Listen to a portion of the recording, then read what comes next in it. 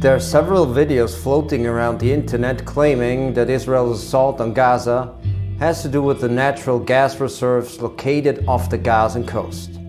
At first, I paid little attention to the matter. Then I decided to take a closer look, and here's what I found. In 1967, Israel occupies the West Bank and the Gaza Strip. In the 1990s, Israel and the PLO signed two peace agreements. One of them grants the Palestinian Authority, or PA, which emerges from the same negotiations, the right over the waters of Gaza. To this day, the PA is controlled by Fatah, and Fatah is a secular, nationalist and social democratic political party. In 1999, the PA signs a gas exploration contract with the company British Gas. The following year, two wells are drilled, Gaza Marine 1 and Gaza Marine 2. In response, Israel begins blocking any development of the gas fields. In 2006, Palestinians in the occupied territories head to the polls. Hamas, an Islamist militant movement and political party, wins a majority. The group takes control of the Gaza Strip and ousts Fatah officials. As a response, Israel imposes a blockade on Gaza and prohibits any offshore gas development.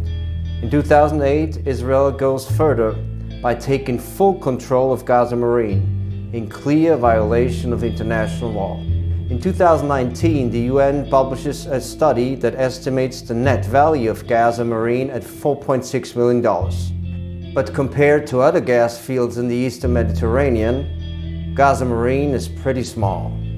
It accounts for less than 1% of the region's total gas reserves.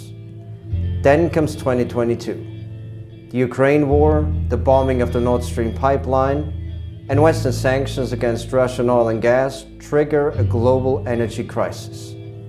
This new international context plays a crucial role in putting Gaza Marine back on the table. In October 2022, Israel, the US, Egypt, and the PA agree on developing the gas fields. Hamas rejects the deal and accuses the PA of corruption. In June 2023, Israel gives the green light to the project. First, Hamas reaffirms its protest, but then, a few days later, the group reportedly agrees to the project in exchange for a share of the revenues. Then comes October 7, followed by Israel's genocidal attack on Gaza. With the new reality on the ground, it is unclear whether the gas deal still stands. The war could give Israel an excuse to block all Palestinians from participating in the gas deal. Netanyahu could also cancel it altogether, or simply expropriate Gaza Marine. That would be nothing new. Israel has been expropriating Palestinian natural resources for 75 years now. But I don't think that Israel is primarily interested in Gaza's offshore gas. It's much more than that. I think instead that Israel's attack on Gaza is part of the plan to create a greater Israel. 2 weeks before October 7, Prime Minister Netanyahu gave a speech to the UN General Assembly. He held up a map showing Israel stretching from the Jordan River to the Mediterranean. The West Bank and Gaza were erased. In March, Israel's finance minister, Bezalel Smotrich, delivered a speech in front of a similar map.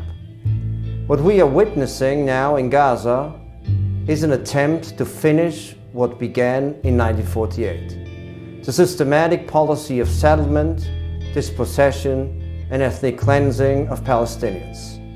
More than 7 decades later, Israel's Zionist settler colonial project is not yet complete. The goal is still the same: to take as much of Palestine as possible with as few Palestinians living in it as possible. And politicians and military leaders in Israel have been very outspoken about their intentions. Over 1.7 million Gazans have already been displaced from their homes. That's 77% of the total population. Israel appears to be aiming to expel all Palestinians living in Gaza and pay Egypt to host them permanently. In such a scenario, the takeover of Gaza Marine would be nothing more than a byproduct of the forcible creation of a greater Israel. That does it for today. Let me know what you think about all this in the comment below. I will be back with more on Israel-Palestine in the coming days. Thanks for tuning in and for supporting the channel. Don't forget to subscribe.